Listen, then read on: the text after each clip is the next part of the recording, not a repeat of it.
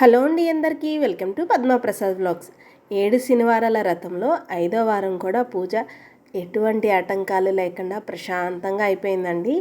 స్వామివారు పూల అలంకరణలో, దీపాల కాంతుల్లో ఎంత కన్నుల విందుగా ఉన్నారో కదా, అలా చూస్తూనే ఉండాలనిపించిందండి. అంత బాగుంది కదా. స్వామివారి పూజ చాలా అంటే చాలా ప్రశాంతంగా జరిగింది. స్వామివారి అష్టోత్తరాలు, అమ్మవారి లలితా సహస్రనామాలు, అలాగే 7 శనివారాల రథ కథను కూడా ప్రశాంతంగా కంప్లీట్ చేసుకున్నాను.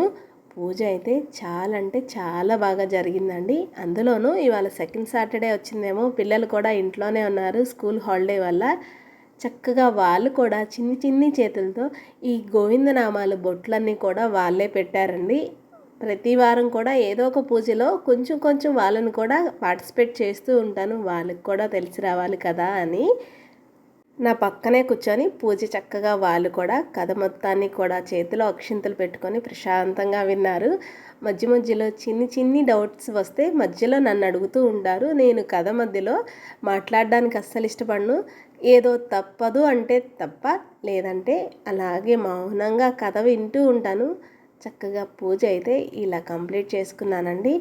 ఈ వారం ప్రసాదం కింద 7 ద్రాక్ష పళ్ళ గుత్తులను పెట్టుకున్నాను. వారానికి ఒక రకం పెడతాను కదండి. ఈ వారం అయితే ద్రాక్ష పళ్ళను పెట్టుకున్నాను. యథావిధిగా నల్ల చిమిలి ముద్దలు, పానకం, చలివిడి, వడపప్పుని నివేదనగా పెట్టుకున్నాను. నల్ల చిమిలి ముద్దలు కూడా 7 చేసుకుని పెట్టుకుంటానండి. ఇన్నే పెట్టాలి, ఇదే పెట్టాలని రూల్ అయితే ఉండదు.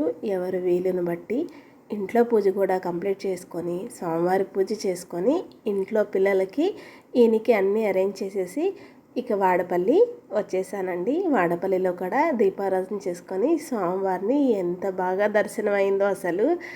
ఈరోజు వాడపల్లిలో బ్రహ్మోత్సవాలు జరుగుతున్నాయండి.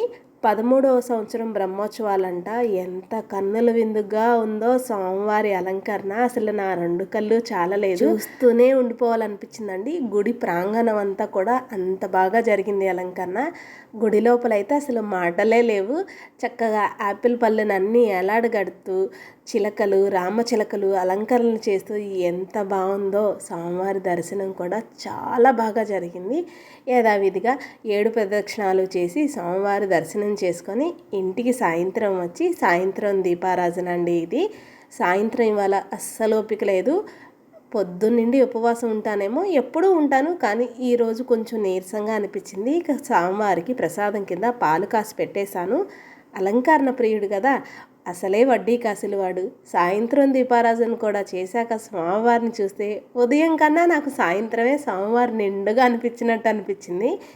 ఎన్ని పూలతో పూజ చేసినా సరే ఇంకా చేస్తే బాగుండు అనిపిస్తుంది. అంతే కదా, అలంకార ప్రియుడు కదా. నచ్చిందండి మన వీడియో అయితే లైక్ చేయండి, మన ఛానల్ని సబ్స్క్రైబ్ చేసుకోండి. నేను మరిన్ని కొత్త వీడియోస్తో మీ ముందుకు వస్తూ ఉంటాను.